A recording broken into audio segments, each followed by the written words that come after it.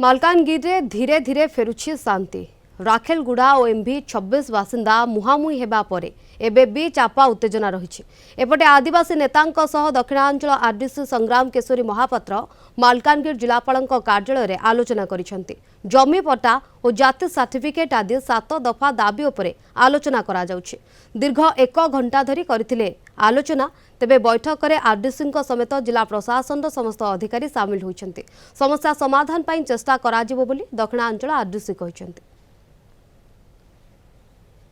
कोया एवं भूमिया समाज प्रतिनिधि माने आसथिले केमती जिले में शांति श्रृंखला रही पार से बाबद विस्तृत आलोचना है। विशेषतः जो गुड़िक ऐतिहासिक जो राजस्व जिनस गुड़िक अच्छी जता भूमि पट्टा रेगुलेशन 256 एवं से केमती पाइपर जो मैंने विस्थापित होती बालीमाला प्रोजेक्ट रे मास्कुंड प्रोजेक्ट रे से केमती घर मिल पार जगह केमती बंदोबस्त हम से विषय पुंखानुपुंख आलोचना है। प्रत्येक जो आमर आलोच्य विषय थिला बहुत विस्तृत भाव में आलोचना होती मतामत निया उपयुक्त मतामत सुचिंतित मतामत आम सरकार को जनइबू केते तादरू अच्छी जो गुड़िक जिलापाल करें। आरडीसी अध्यक्षता जिलापाल एसपी डीएफओ सब कलेक्टर एडीएम एवं आमर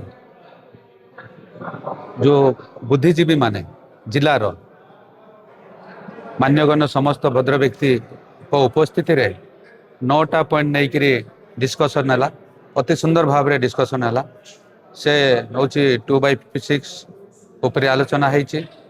आमर इनक्रोचमेंट उपरे right forest right and forest right act उपरे हो कि ये जो ये 9टा पॉइंट को लेकिन जो आज आरडीसी महोदय आलोचना कर मालकानगिरी विभिन्न दिग को लेकर।